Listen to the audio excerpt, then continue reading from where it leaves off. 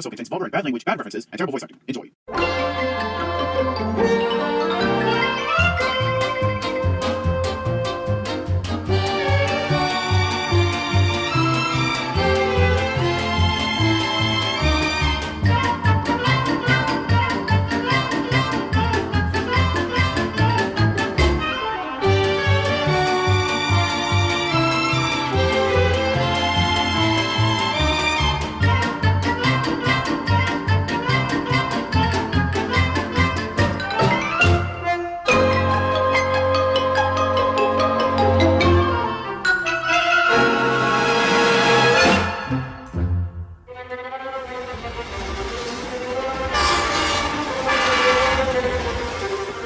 It was a dark night looming over Roosevelt City. The city lights were seen from afar, including this water tower for some odd reason. Anyways, that's beside the point. Some of the engines were asleep. Or not. Hey! How come you're not crying?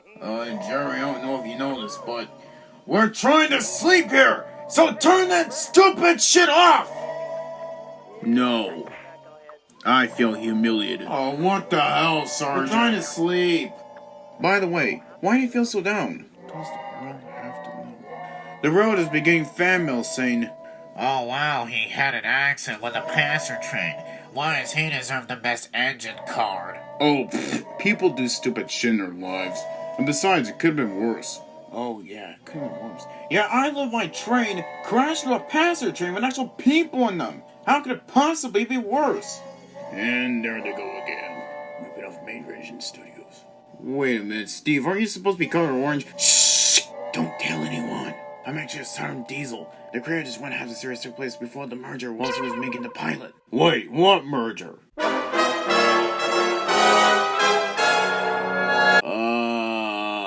Norfolk Southern. Yeah, Norfolk Southern, yeah. Well, that was relief. Oh, Boris, I have one more question to ask you before we, go to sleep and all that. What job do you have tomorrow? Well, that will be the Pacific Express. Why? Okay, that's all I want to know. How the hell do diesels make that kind of noise? Tomorrow.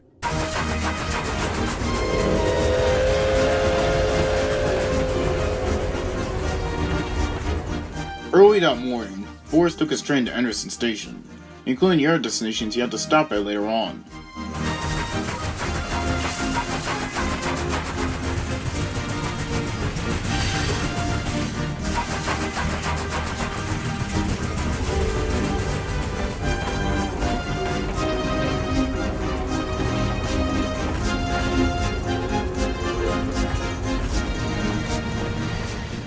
Hours later, Boris stopped at Anderson and filled up his water tank in order to get to the next stop.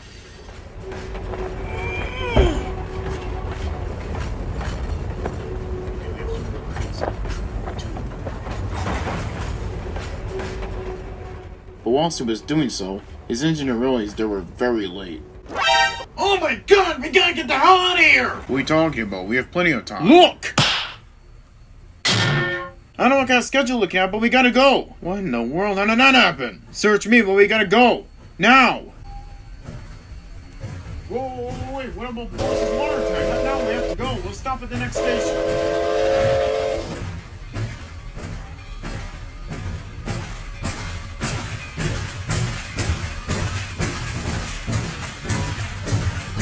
Hey, what are you doing? We're alone here! Sorry about that, but we gotta go. We're behind schedule.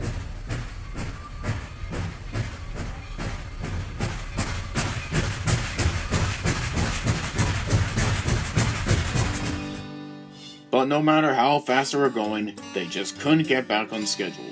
By the time they stopped at Cameron, it was an hour behind schedule. They tried many attempts to leave earlier, but every time they always arrived extremely late, again and again, and do I need to say it, yet again. Over time, the food corporations and businesses didn't trust the service, and less fruit was being shipped to the stations, as they relied on the average freight trains instead. Refrigerator cars were getting more and more empty for the same reason. Eventually, Boris and his drivers filed a complaint to the manager. Sir, we can't keep up with these new timetables. Every time we try to speed up, we always arrive late at our destinations. If the schedule wasn't that strict, this wouldn't have happened.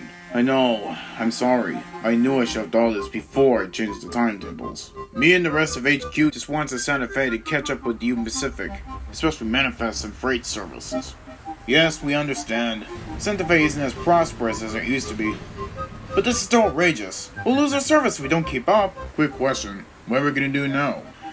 Whoa, Boris, I'm gonna have to think about this. You and your drivers are gonna have to wait for a few hours until we figure out what to do next. Ah! What the hell? That was my favorite mug! Sorry. Ugh. Now I have to sign some more papers and get a new rug. And later that evening, the manager called for Boris to tell him and his driver and fireman about his so-called solution. Say, manager, why do all the freight cars look the same? I mean, yeah, they do look different, but aren't they the same cars from this morning? Plot convenience, Boris. And anyway, I have a solution. What is said solution, manager? I could have thought of this idea in the first place. It's actually quite simple. All we have to do is eliminate the water supplies.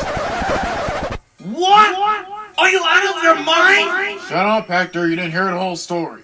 The second part of the plan is that we're gonna give Boris a water tender. Wait a minute, you mean like the one that the Flying Scotsman had? Well, you got the basic premise correct, but not the exact replica. I've ordered it from the Norfolk Southern. The articulated engines used to use one of these during the Norfolk and Western era. These engines used to use them whenever they were hauling long-distance trains. Wait a minute, manager, are the other steamers gonna use them? No, because their trains don't have the high priority as yours, Boris. You know what? Yeah, we'll get the tenders. What? Excellent. It'll arrive in a couple weeks.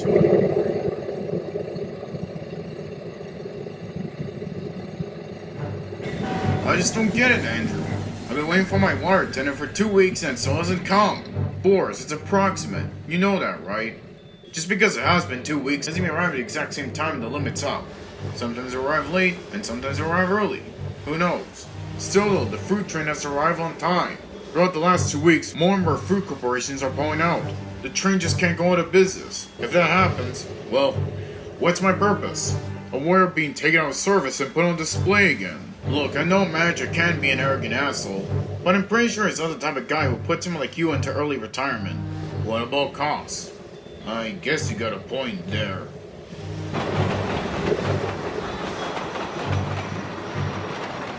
Oh look, my sailing screen. Better make it for lost time. Okay, good luck. See you later.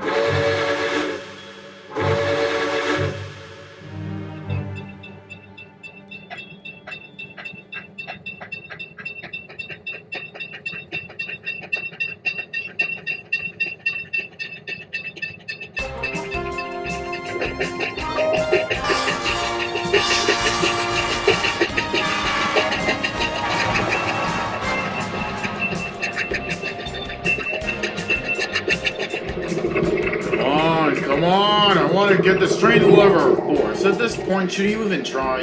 You and I know we're gonna be late. Come on, Hector. Just try. Just this once. Well, if we need to break the speed limit, we're doing it.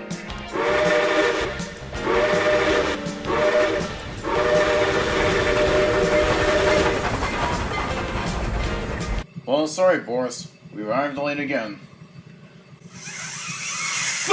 And then he burst the safety valve after that. Well, ain't that fucking marvelous. Not only is our service gonna go out of business, but our engine's also broken down. I just hope we get them fixed before the tender arrives.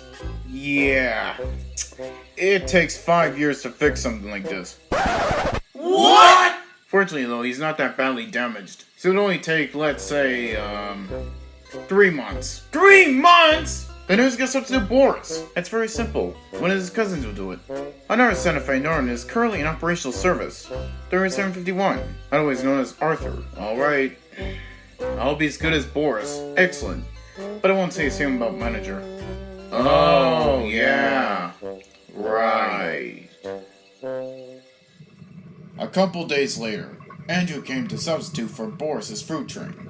However, Arthur is the type of guy who would bully you at school or at least act like one of the main antagonists from Mary Sue fanfiction. I don't know, I have narrated the story for what? 3 minutes? What? Okay, let me set the record straight. You burst your safety valve, because you're pissed off that your train didn't arrive on time. It's about keeping me in service. What do you expect? Maybe your owner should start using diesels from now on. Oh, fuck you. Also, you know what would make a road look better? If we painted our diesels black, like us, and then our road will look unique. That's racist. And I thought you changed, Arthur. You know, Boris, the same could be said about you. And besides, I have changed. Yeah, after the restoration. You're just jealous because I'm an updated version of our northern class, while you're just an old prototype. Aw, cause you can really talk with that extra water tenor of yours. Says you! Okay, that's enough! It's time to go, Boris. We have to get you to the works.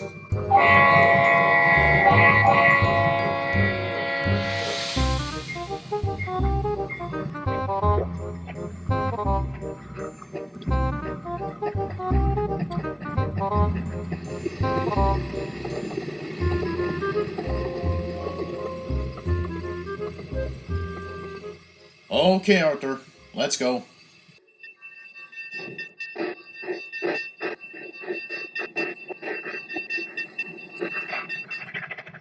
By the way, why do you hate your cousin?